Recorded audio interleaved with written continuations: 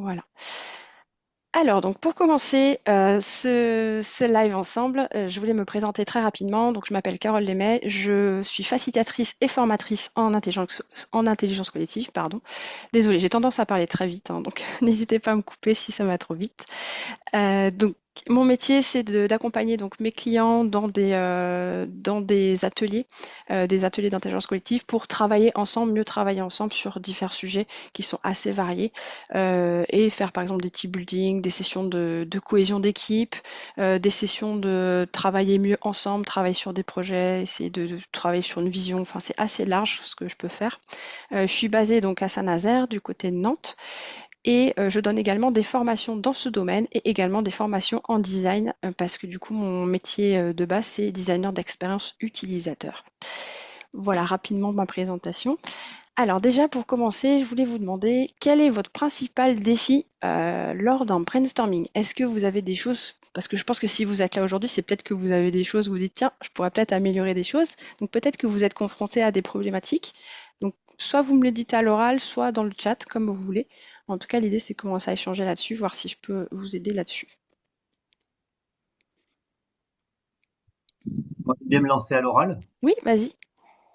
Moi, mon principal défi, c'est de trouver un angle d'attaque, quelque chose d'un peu d'original, sortir des sentiers battus du brainstorming convenu. Mhm. Euh, voilà, je me challenge ou j'essaie de me challenger pour donner une coloration originale au brainstorming en mettant une consigne supplémentaire. Et ça, c'est pas toujours évident de trouver ça et surtout de faire en sorte que ça colle à la fois au public et au sujet.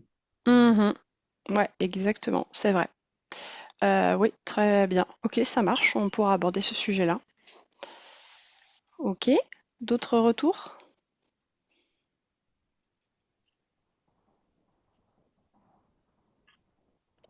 Ok. Ah oui, et du coup, à la fin du live, il y aura des petits cadeaux que je vous partagerai.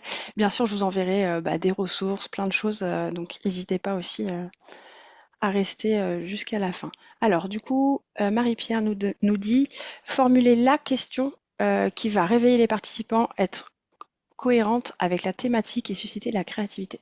Donc oui, c'est un peu ce que tu disais, François-Xavier, j'ai l'impression, c'est qui est vraiment des questions qui soient pertinentes vis-à-vis de la problématique qu'on a à aborder sur la journée. Ok. Si je puis me permettre, c'est pas Oui, exactement la même problématique, même si c'est bien sûr ouais, corrélé. c'est lié, Euh, oui. Marie-Pierre se pose la question de comment formuler la question. Oui. Moi, je me pose la question de comment colorer le brainstorming de Mhm. sorte qu'il soit un petit peu décalé, innovant, Ouais. donc avec une consigne particulière. Enfin, je prends un exemple. Vous allez devoir répondre à la question en supposant que vous êtes des super-héros, par exemple. Ouais, je vois. Euh, euh, mais ça peut coller comme ça peut ne pas coller et au public et à la thématique. Ouais. Cette consigne un peu originale. Ok, ça marche. Oui, oui, c'est très clair. J'ai noté pour pas oublier d'aborder le sujet. Ok, ça marche. Très bien. On va voir ça ensemble. Euh, alors déjà, pourquoi donc les brainstorming classiques n'atteignent pas toujours leur potentiel? Donc ça, c'est un peu les problématiques que je vois souvent. Donc les blocages classiques que je vois, c'est hop là, l'autocensure. Donc ça, c'est quelque chose qui est assez fréquent, je trouve, c'est que quand on fait un brainstorming, souvent les gens osent pas. Disent bah non, c'est peut-être trop original, c'est peut-être un peu trop foufou, on est dans un cadre professionnel, il faut rester un peu sérieux, etc. Donc ça, c'est des choses qu'on peut voir aussi. Donc là, l'importance aussi d'avoir une consigne qui est claire, aussi de dire bah faut oser en fait, allez-y, même les idées les plus folles, ça peut donner des trucs très très pertinents derrière. Donc ça c'est la première chose que j'avais envie de vous partager. Ensuite l'effet de groupe. Donc après il y a aussi enfin le fait que certaines personnes vont imposer un peu plus leurs idées que d'autres, parce que des personnes qui ont plus l'habitude de prendre la parole, des personnes qui ont plus un rôle de décisionnaire dans le groupe, et c'est OK en fait, mais Par contre, notre rôle aussi en tant que facilitateur et facilitatrice, c'est de réguler ça, de faire en sorte que les idées de tout le monde puissent être prises en considération. Donc là, il va y avoir aussi un travail à faire là-dessus, de redispatcher la parole et d'avoir des techniques d'animation qui vont permettre justement que tout le monde puisse s'exprimer au même niveau. Ensuite, la redondance. Donc, c'est souvent aussi les mêmes idées, il y a un manque de variété. C'est vrai que quand on n'a pas d'outils à disposition, bah, en fait, les gens, quand on fait le tour de table, imaginons, on a, je dis n'importe quoi, 6 personnes autour de la table, on fait un brainstorming et dans les 6 personnes, bah, à chaque fois, il y a souvent des idées qui reviennent et c'est pas des idées qui sont extrêmement originales du fait qu'il y ait l'autocensure, donc les gens se censurent un petit peu tout seuls et qu'en fait, on n'ait pas des outils adéquats pour sortir un peu du cadre et trouver des idées un peu folles. Le manque d'engagement, des séances qui sont peu interactives, fatigue cognitive, donc ça c'est vrai que ça peut se ressentir en fait aussi sur certaines sessions. Moi je l'ai ressenti surtout quand il y a des effets de redondance, c'est-à-dire qu'on fait, je dis n'importe quoi, qu'on fait 4 ou 5 brainstorming d'affilée. En fait ça fatigue les gens au bout d'un moment, bah c'est trop fatigant. Donc il faut voir quand est-ce qu'il faut s'arrêter, quand est-ce qu'on peut continuer, quel format on donne, comment est-ce qu'on diversifie pour éviter justement de tomber là-dedans. Est-ce que vous avez vécu donc des brainstorming qui étaient peu productifs? Est-ce que vous aussi vous avez vécu des choses où vous dites, ouh là là, ça pourrait être amélioré?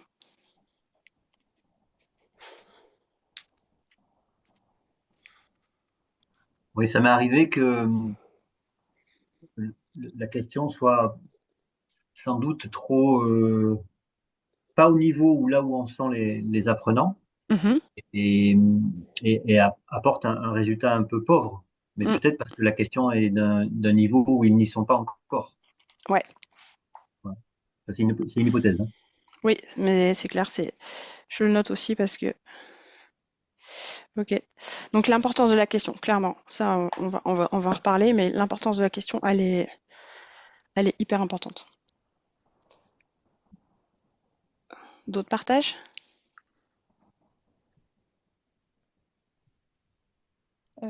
Oui, bah du coup Oui, moi c'était plus sur la redondance en fait et comment essayer de relancer pour partir dans de nouvelles idées. ok. Ok, parce que tu trouvais que les idées que tu avais récoltées étaient un peu basiques, c'est ça?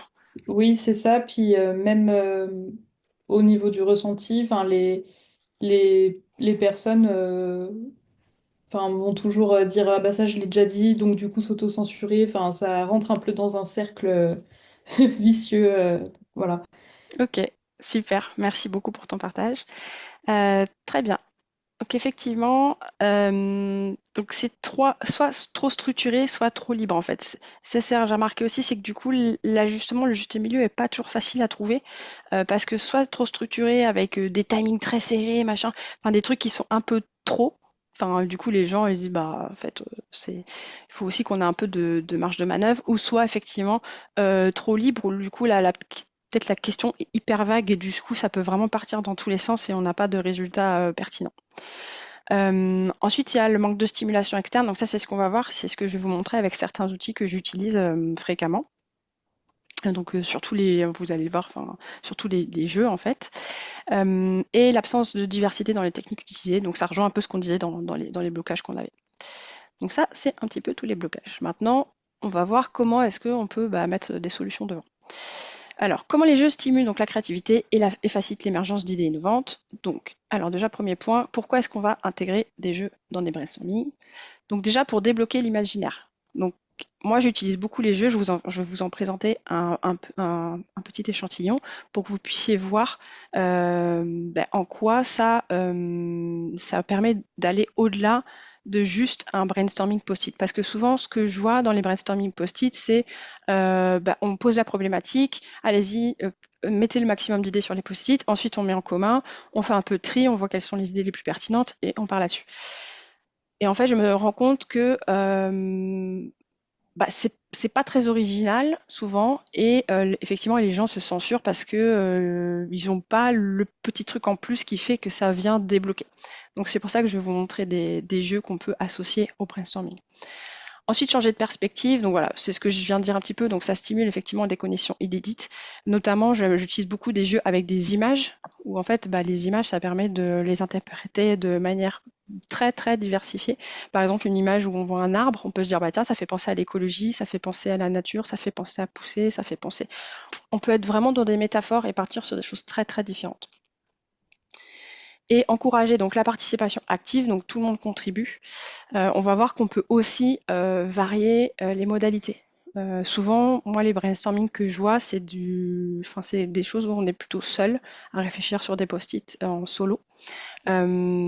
Et en fait, on peut imaginer d'autres sortes de brainstorming. On peut très bien imaginer, par exemple, mettre les gens en binôme. C'est tout à fait OK. Du moment qu'il y a des idées qui sortent, c'est ça qu'on veut. On veut qu'il y ait des idées qui sortent. Donc après, la modalité, on peut la changer. Voilà. Et booster le fun, c'est plus sympa. Souvent, les gens, ils s'amusent plus quand il y a des choses un peu décalées avec des jeux, etc. Donc ça permet aussi de se dire, comme on est avec des jeux, en fait, il y a le fond et la forme. C'est que du coup, dans le fond, on va trouver des choses très différentes. Et dans la forme, les gens se disent, tiens, on est en train de jouer, donc on peut se permettre de faire des trucs un peu plus foufou que si on est sur des choses un peu plus classiques au niveau de la forme de l'atelier. Donc le fait de mettre des jeux, ça débloque aussi le côté de se dire, on est dans un contexte, on peut se permettre de faire des choses un peu folles. Ça dit ça aussi. Alors, je vais vous partager donc 3 jeux que j'utilise très fréquemment dans mes brainstorming. Il y en a plein d'autres, mais ceux-là, j'utilise très, très, très, très souvent. Peut-être que vous connaissez là, ce jeu-là, les Dixit, très Oui. connu, hein. Voilà, donc c'est des cartes de photolangage. Tac, donc moi j'ai cette collection-là, mais hop, elle est à l'envers. Il y a plein d'autres collections. Et du coup, en fait, ce que je fais, c'est que je pioche au hasard une carte de ce jeu et je leur demande de trouver des idées par rapport à ce qu'ils voient sur la carte. Et donc là, comme je le disais, en fait, c'est donc des métaphores, c'est des choses qu'ils vont pouvoir chercher. Donc là, typiquement, sur cette carte-là, on voit des espèces de petites montagnes avec des arbres, etc. Et en haut des montagnes, il y a des petits personnages. Donc on pourrait se dire que on pourrait s'élever, enfin, il y a peut-être des métaphores sur l'élévation, sur toutes ces choses-là. Et donc les gens vont trouver des choses en rapport avec ça. Donc j'ai ça. Euh, Et ça marche vraiment très bien. Donc soit effectivement je les mets en solo, donc ils ont une carte chacun ou chacune, soit je les mets en binôme. Ça marche, je trouve encore mieux en binôme, je trouve, parce que en fait ils vont rebondir sur les idées des uns et des autres. Et par exemple, ils vont être à deux sur cette carte-là, et ils vont se dire, ah tiens, c'est marrant, toi tu vois des montagnes par rapport à ça. Ah mais moi ça me fait penser plutôt à ça. Et du coup, ils vont s'enrichir, ils vont dire, ah tiens, ça me fait parce ils voient pas forcément les mêmes choses dans la carte. Donc du coup, c'est assez intéressant de les mettre en binôme là-dessus. Après, j'ai ça, je pense que tout le monde l'a dans sa boîte à outils. Plutôt sa boîte perso, mais on peut aller chercher aussi les jeux qu'on a, les jeux familiaux qu'on a dans sa boîte à jeux. Et donc là, en fait, tout simplement, en fait, ça fait écho avec des choses que je vais lier. Donc, par exemple, on a parlé tout à l'heure du fait qu'il fallait que ce soit lié avec une problématique qu'on pourrait avoir. Donc, imaginons, je dis n'importe quoi, on travaille dans le secteur de la banque, on pourrait très bien avoir des problématiques de se dire, tiens, il faut qu'on fasse un brainstorming sur le côté sécurité. Donc, peut-être aussi rallier avec des besoins. C'est vrai que j'ai pas sorti ces cartes-là. C'est souvent quand je vous parle que je pense à des choses en même temps. Hop, il y a ce jeu des besoins. Et il faudrait que je le retrouve, un autre jeu qui est vraiment top.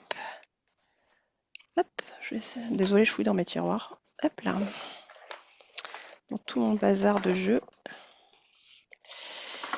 Il faudrait que j'arrive à le trouver.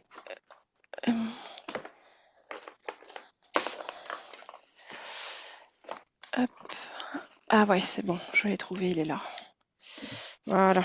Tac. Donc ça, tout ça, je vous mettrai les liens dans le mail de compte rendu que je vous ferai à la fin.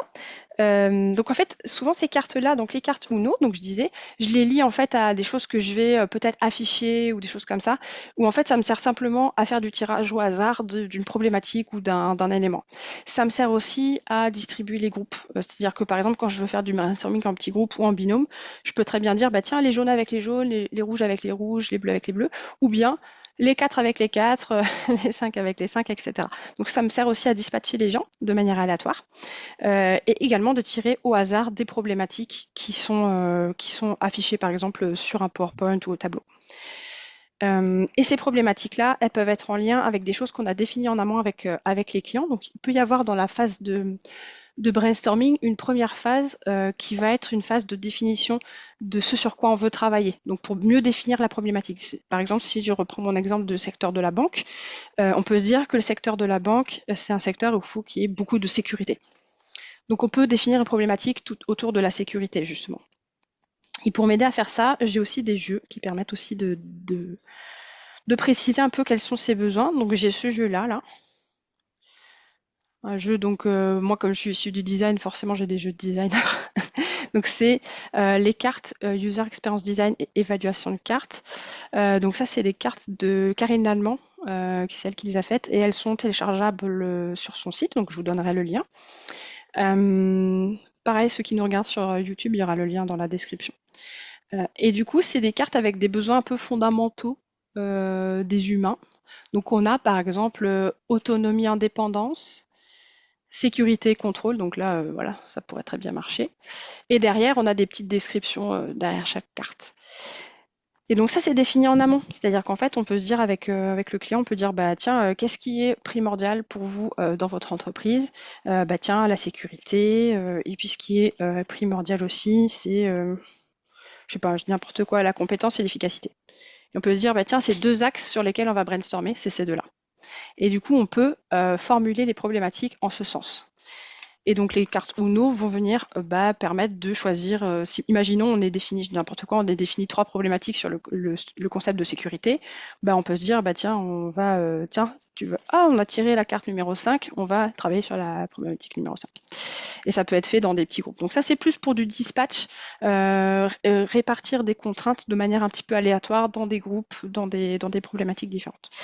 Et j'ai un autre jeu. Il y en a d'autres, il y en a plein qui existent, c'est des jeux des besoins. Donc moi j'ai celui-là, mais il y en a plein d'autres qui existent. Et le jeu des besoins, c'est un peu pareil que celui que je vous ai montré. Sauf que celui que je vous ai montré, il n'y a que... Combien de cartes? Il y en a 2, 4, 6, 7. Il y a 7 cartes, le premier jeu. Mais c'est vraiment les besoins très fondamentaux, on va dire. Et ça, c'est plutôt des besoins. Il y en a beaucoup plus, il y a un jeu de cartes comme ça. Mais il y a des besoins qui sont très diversifiés. Il y a des besoins intellectuels, il y a des besoins physiques, il y a des besoins de toutes sortes. Donc là, besoin d'affirmation, besoin d'évolution.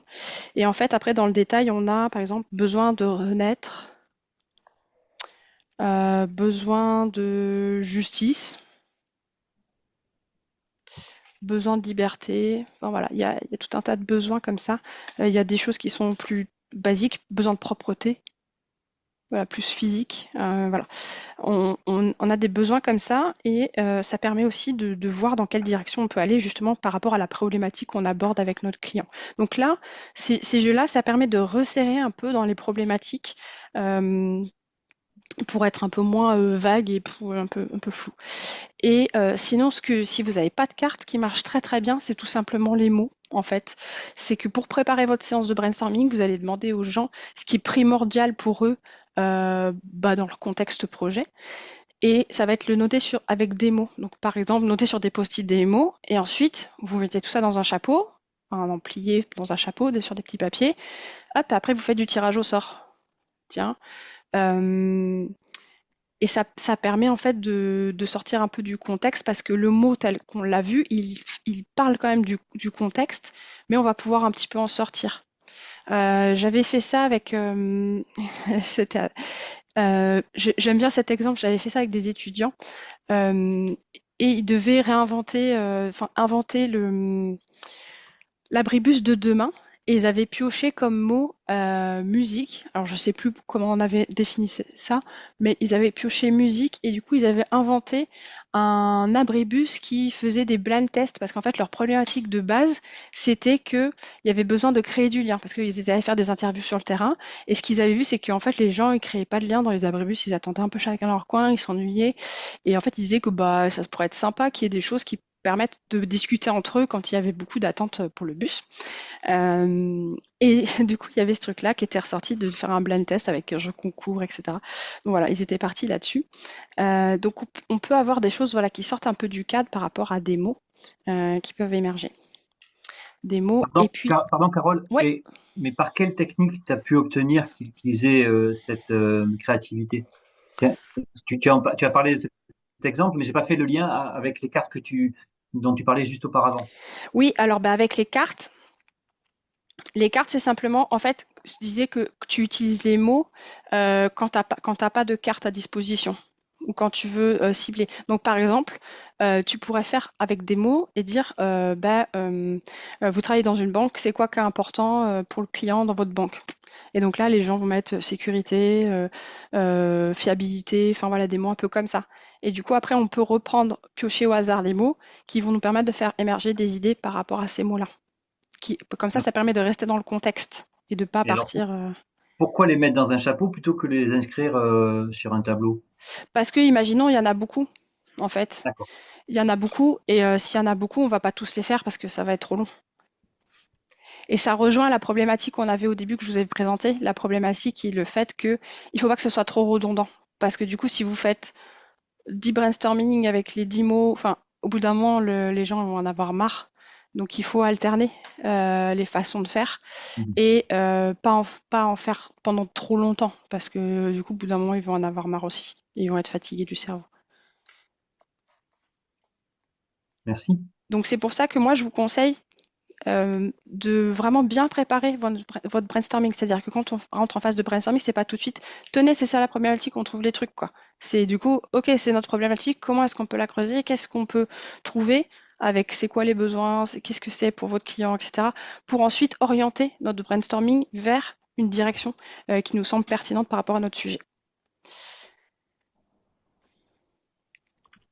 Et tant que j'y pense, j'ai un autre conseil aussi, c'est le truc que je dis à chaque fois aussi quand je forme là-dessus, c'est la formulation de la problématique, elle est essentielle. Donc, votre problématique, c'est votre question, en fait, qui va servir de base à votre brainstorming. C'est-à-dire que souvent, ce que je vois dans les brainstorming, c'est euh, la problématique que j'ai, c'est, je vais inventer un truc, mais euh, comment améliorer le site web pour qu'il soit mieux. Voilà. Mais du coup, c'est hyper large en fait. Et du coup, c'est tellement large que bah du coup, on va avoir beaucoup trop d'idées très très larges et on va pas être ciblé sur quelque chose de précis. Donc, il faut que ce soit beaucoup plus précis. Donc, par exemple, ça pourrait être une problématique du style comment pourrions-nous engager plus les personnes dans la page, je sais pas, dans la page Intel pour que ce soit plus, enfin, pour que les personnes puissent trouver telle information, par exemple. Enfin, en tout cas, il faut que ce soit un peu plus précis pour que du coup, on ait un brainstorming qui soit vraiment efficace. Parce que, en fait, souvent, c'est trop large ce que je vois. Et pareil pour la phase après, de savoir comment est-ce qu'on met en œuvre les solutions qu'on a trouvées. Souvent, les solutions qu'on sort en brainstorming, au départ, elles sont très très larges. En fait, c'est des choses qui sont notées sur des post-it, ou du coup, ça peut être, il faut que je trouve des idées, mais ça peut être une solution. Bah, typiquement, le truc que je vous disais sur les étudiants, ça peut être bah, un blind test dans un abribus. Ok, très bien, mais comment concrètement est-ce qu'on le met en œuvre, ce blind test dans les abribus? C'est quoi exactement, etc. Donc là aussi, il y a quelque chose aussi à creuser derrière, se dire bah, comment on met ça en œuvre, parce que c'est, ok, on a trouvé des idées, mais une fois qu'on a commencé à faire du tri dans les idées, bah, faut voir ce qui est faisable, ce qui est facile ou pas à mettre en œuvre, ce qui est plus compliqué, ce qui est, voilà, faut trier tout ça et pour trier tout ça, faut avoir un minimum réfléchi un petit peu à ce qu'on peut mettre derrière euh, et commencer à creuser un petit peu ça. Et du coup, le dernier jeu que je voulais vous montrer, c'est les Story Cubes. Hop, c'est ces jeux-là. Ça, on les trouve dans des boutiques de jeux, ou bien d'occasion aussi, ça se trouve facilement d'occasion. Hop, donc ce sont des petits dés avec des petits bonhommes, des petites figures. Hop, donc l'idée c'est qu'on peut les lancer. Et en fait, sur les dés, vous voyez, c'est des choses qui sont très, très vagues en fait. On ne sait pas très, très bien ce que c'est. Et c'est bien qu'on ne sache pas vraiment ce que c'est, parce que ça va être les personnes qui vont pouvoir interpréter. Donc là, l'idée, c'est de lancer les dés et puis de faire une petite histoire avec ça. Donc là, on peut aussi imaginer qu'au lieu d'avoir une idée, on pourra avoir une idée histoire. Faire une espèce de petite histoire bande dessinée avec ces petits dés. Ce qui nous permet de creuser un peu plus, ça rejoint un peu l'idée que je vous disais juste avant, de creuser un peu plus les problématiques, pardon, les solutions qu'on a trouvées.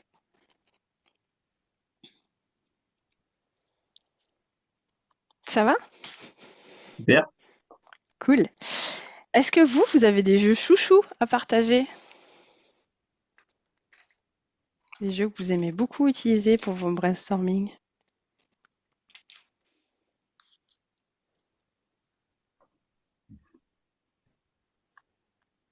Moi, j'utilise le jeu Cherchons ensemble de Tiagi. C'est pas Ouais, vraiment un brainstorming, mais ok. bon, ça génère des idées quand même. Ok, c'est lequel celui-là? Je vois les jeux de Tiagi, mais je ne crois pas l'avoir déjà utilisé Ça s'appelle celui-ci. Cherchons ensemble. Cherchons ensemble. Et ça consiste en quoi? Si tu peux expliquer en 2 mots? On pose une question ou une problématique sur un sujet. Ouais, Chacun a 4 cartes. Alors les cartes, c'est des feuilles de brouillon en fait, hein, elles sont ouais, vierges. Et chacun doit écrire 4 réponses à la question. ok. Donc, soit c'est une question, soit c'est une phrase qu'il faut achever. Pour vous, quelle serait la meilleure façon de renouveler vos brainstorming, par exemple? Mhm. Et ensuite, on récupère toutes les cartes, on les mélange et on en redistribue 3 à chacun. Ok. Donc, il en reste un paquet de cartes, Mhm. puisqu'ils en ont produit 4. Et sans le leur dire, on glisse des cartes que nous, on a préparées en réponse à la question dans ce paquet de cartes. Ok. Pendant ce temps, les joueurs, ils ont récupéré 3 cartes et ils doivent les classer de la préférée, la plus préférée à la Hmm. moins préférée. Ok. Puis ils se lèvent et ils vont autour d'une table où on a réparti la 4e carte qu'on avait récupérée en plus de chaque participant, Ok. plus celle qu'on a introduite à leur insu. D'accord. Et ils doivent, en se levant et en tournant autour de la table, améliorer leurs mains, c'est-à-dire en posant une carte sur la table Ok. et en récupérant une des cartes à leur disposition. Alors parfois ils récupèrent les cartes qu'ils avaient produites, mais Ok. parfois ils récupèrent des cartes. Donc c'est pas vraiment un brainstorming, mais il y a une Ouais, ouais, partie de je vois bien. créativité. Bon, puis après il y a plusieurs phases possibles où on peut faire s'échanger les cartes entre après avoir fait chacun individuellement autour de la table, on peut faire se rencontrer des gens et qu'ils échangent. Et après, une fois qu'ils ont sélectionné en groupe de 3, 4 les 4 meilleures cartes, ils ont à produire un poster avec des contraintes comme par exemple mettre aucune lettre. Hmm. Ouais, c'est super. Bah, merci pour ton partage. C'est vrai que les jeux cadres de Tiagi, ils sont super pour ça. Je vous mettrai aussi la ressource de où est-ce qu'on peut les trouver. Parce que ce que j'adore en fait, c'est que un même jeu, ça peut servir effectivement, comme tu dis, de brainstorming, mais ça peut servir d'autres choses. Et là, en Mm. fait, ce qu'on voit dans la mécanique, c'est que du coup, il y a un côté de, on produit des idées, mais en même temps, on les trie. Parce qu'avec cette histoire de on se met autour de la table, on choisit la meilleure idée, on échange, etc., en fait, on est déjà en train de trier les idées et de voir un peu bah, quelles sont celles qui nous paraissent les plus pertinentes. Et donc là, c'est en ça que je trouve que les jeux Tiagi, ils sont top, parce que ça permet très souvent de faire cette phase de tri des idées. Je pense notamment à un autre jeu, je crois que c'est le 35, celui-là, un qui s'appelle 35. Et en fait, c'est un jeu de brainstorming collectif, quoi. Et on peut faire ça, on peut très bien faire, c'est quand on veut faire des brainstorming avec, je sais pas, 20, 30 personnes, ça marche. Parce qu'en fait, le but du jeu, c'est de noter donc, une idée. Donc chaque personne note une idée sur un petit papier aussi. Et ensuite, on est dans une salle et on doit bouger, donc on bouge, et ensuite quand on nous dit stop, on doit s'arrêter et se mettre avec, enfin non, on doit d'abord, pardon, on doit échanger toutes les cartes. Donc en fait, on échange les cartes le maximum de fois. Donc en fait, on ne sait pas où est notre carte est partie dans la main de quelqu'un d'autre. Et ensuite, une fois qu'on a fait ça, donc là, ils vont nous dire stop, et on va se retrouver avec une carte, on ne sait pas qui elle est, et en face d'une autre personne. Donc on se met en binôme, et en binôme, on doit noter sur 7 les deux cartes. Donc c'est-à-dire qu'en fait, on doit répartir les points donc 7 points entre les deux cartes qu'on a entre nous. Donc c'est-à-dire que bah, on va mettre 4 à l'une et 3 à l'autre, ou bien 2 et 5, ou bien 0 et 7, quoi. Donc on choisit un petit peu la répartition des points. Et ensuite on recommence. On remarche, on s'échange les cartes, tac, tac, tac, tac, tac. Et on fait ça 5 fois. Ça fait qu'à la fin, on a un total de 35 points possibles sur une carte. Et ensuite, on appelle, bon, alors qui est-ce qui a 35? Et donc là, on voit quelles sont les cartes qui ont 35, qui est-ce qui a 34, etc.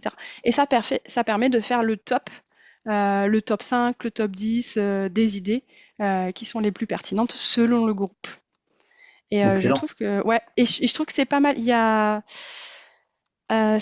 les liberating structures aussi, qui sont des méthodes aussi comme ça de grands groupes qui sont top aussi. Je vous mettrai aussi la ressource, je vais me le noter. Et il y a un exercice qui est très très similaire comme ça, qui est, je sais plus, le 5-20, un truc comme ça. Mais par contre, il se fait pas en binôme celui-là, il se fait en individuel. C'est-à-dire que quand on tape dans les mains, qu'on dit stop, on s'arrête, on est avec notre petit carton qu'on a eu au hasard. Et en fait, on doit noter de 1 à 5 s'il nous paraît pertinent ou pas. Je trouve ça intéressant, mais je trouve ça moins juste dans le sens où, comme on voit les notes des autres d'avant, donc on voit que par exemple, bah, ça fait 3 fois que le truc il a eu 5 sur 5. Du coup, ça Mhm. influence un peu, on se dit ah mince et tout. Alors que l'autre, je trouve que comme on est en binôme, on va plus échanger, réfléchir, dire tiens, celle-là, elle a quand même plus de points que celle-là. Et je trouve qu'il y a un côté qui est un peu plus juste dans la distribution des points. Mais voilà. Enfin, en tout cas, il y a plein de méthodes comme ça qui existent pour travailler des brainstorming plus collectifs en grand nombre. Mais ouais, c'est top. Merci pour ton partage. C'est une très bonne idée. Et les autres, c'est quoi leur Les- technique de brainstorming, les autres Oui, les autres participants? participants. Est-ce que vous avez d'autres jeux, d'autres choses à partager sur vos techniques de brainstorming? Côté, j'ai un profil plutôt junior, donc c'est vrai que j'ai l'habitude d'utiliser Dixit. Ok. Mais après, bah, du coup, je découvre les jeux cadres. Je me suis notée en ressources. Merci pour le Ouais. partage. Et pour le coup, j'en ai pas d'autres pour le moment à partager. Ok, ça marche. Aucun problème. Merci. Donc c'est top. Déjà, si tu utilises les Dixit, tu les utilises comme je les ai préconisés ou tu as d'autres utilisations? Oui, c'est ça.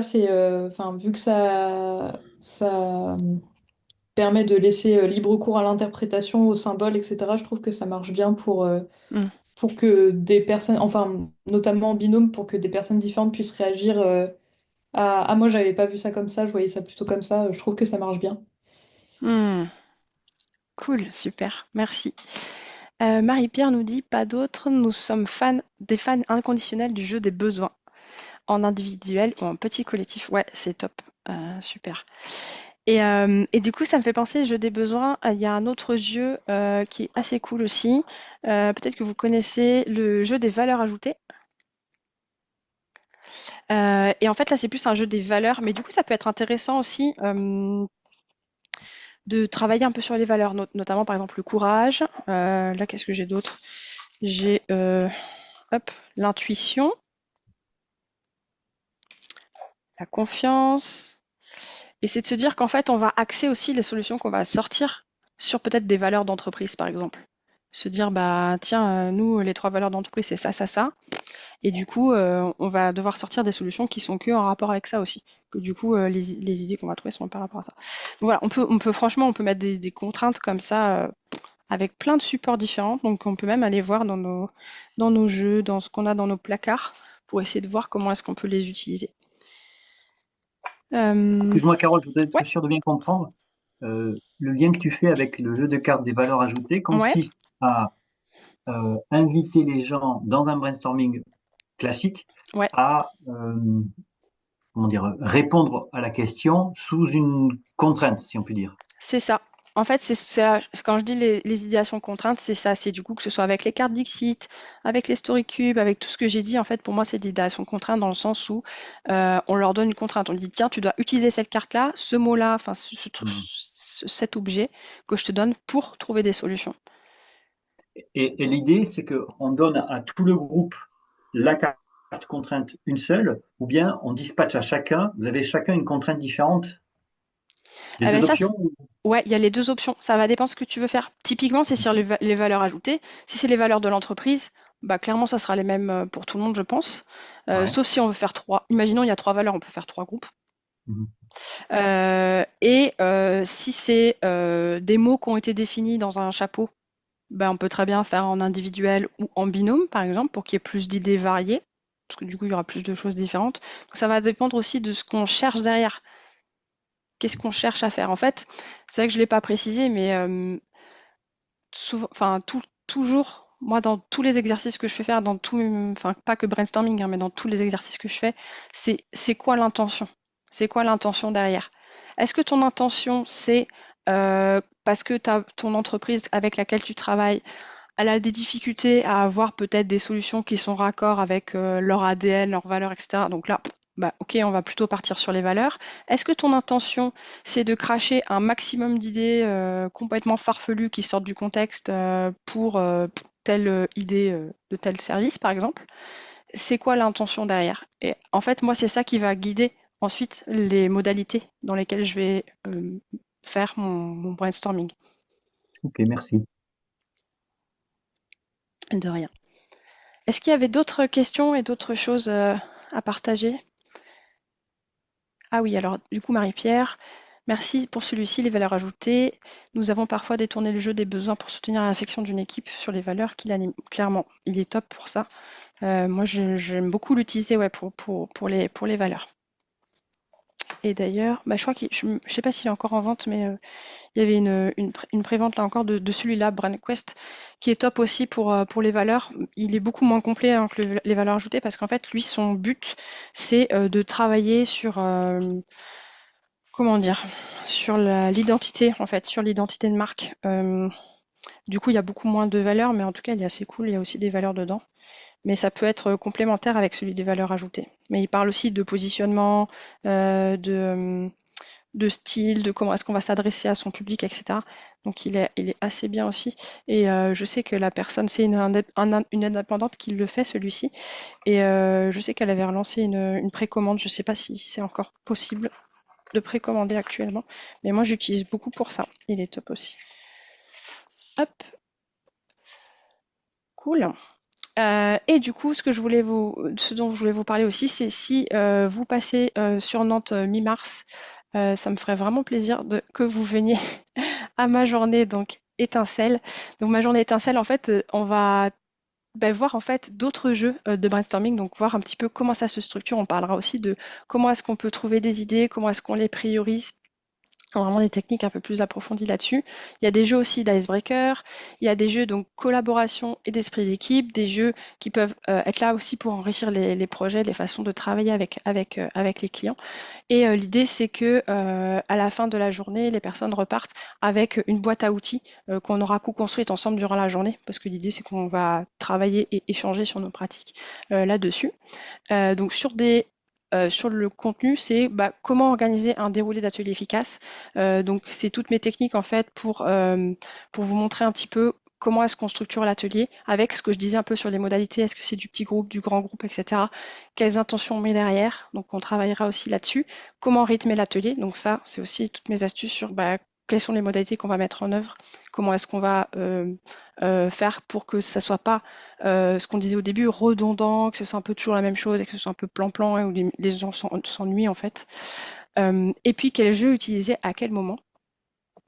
Et puis on verra ensemble aussi quel type de jeu existe. Donc moi j'arriverai avec ma grosse mallette de jeux et dans quel contexte on peut les utiliser et comment les implémenter donc, dans un atelier. Donc là en fait toute la journée c'est des tests de jeux, comment on détourne des jeux, combiner des jeux ensemble, etc. Et ce que je voulais te partager à la fin du live aussi, donc ce que tu vas recevoir dans ta boîte mail, c'est donc des ressources en plus. Donc ça, c'est OK. Et j'ai ce petit cadeau aussi que je t'enverrai. C'est mes cartes Dixit numériques. Tac. C'est un petit lien comme ça que tu vas recevoir. Qui te permet de tirer au hasard des cartes Dixit. Donc ça, c'est des cartes Dixit qui ont été offertes, enfin qui sont toujours offertes par Asmodée, donc l'éditeur de jeux. Donc elles sont offertes, donc je me suis permis de les mettre dans un outil qui permet de les tirer au hasard. j'ai fait même un mode tirer au hasard 3 cartes. Et puis un mode choisir tes cartes. Donc là, je les ai mis toutes mises. Donc on voit que c'est pas un jeu complet, c'est juste un échantillon d'un jeu vu que c'est offert. Et puis on peut zoomer comme ça pour voir la carte. Voilà, donc ça je te l'envoie aussi. Et si tu es intéressé donc, par ma journée étincelle, pendant 3 jours, je t'offre donc 70 € sur l'inscription avec le code de BRAIN pour brainstorming. Je n'ai pas trouvé mieux. Voilà. On fait ce qu'on peut, hein. Sur la créativité, je suis pas allée très loin. Là, j'avoue, je suis pas utilisé les cartes pour me faire un super brainstorming sur le code. Tu veux qu'on Voilà, en fasse voilà. un brainstorming pour la prochaine journée étincelle? J'ai pas cherché, j'ai voulu faire plutôt simple. En tout cas, merci beaucoup pour votre participation. Si vous avez des questions, je reste disponible. Il y en a du temps pour les questions si vous le souhaitez. C'est quand la journée de la date de la journée étincelle? C'est le 17 mars. C'est bientôt. Je ferme les inscriptions le 7, donc c'est un peu juste, mais il y a déjà 4 personnes inscrites. Je peux monter jusqu'à 7, 8 max. Voilà. Est-ce que vous avez d'autres choses à partager? Est-ce que ça vous a éclairé un petit peu sur des façons de faire autrement par rapport aux problématiques que vous aviez en début de session? Mais moi, j'ai trouvé ça très intéressant. Ok, merci. J'espère que ça te donnera des idées. J'espère que ça va vous permettre d'utiliser aussi des jeux que vous avez déjà dans vos placards. Parce que c'est toujours le risque en fait aussi de dire je présente plein de jeux et puis après on se retrouve avec une liste d'achats à faire. Super, merci Gaëlle. Merci Marie-Pierre. Ouais, c'est toujours intéressant d'avoir des échanges. C'est vrai qu'au final, j'avais plus de 50 inscrits là aujourd'hui. Au final, on n'était pas très nombreux, mais c'est assez cool parce que du coup, on peut aussi discuter. C'est sympa de pouvoir échanger aussi à l'oral. Ok, bah, s'il n'y a pas d'autres questions, je vais pouvoir vous laisser. Et puis, je vous envoie toutes les ressources dont je vous ai parlé par mail et puis les ressources dont on a partagé aussi, enfin, dont on a parlé aussi en plus, les Tiagi, tout ça. Merci beaucoup. Merci à vous. Merci beaucoup pour votre Merci. participation. Bonne fin de journée.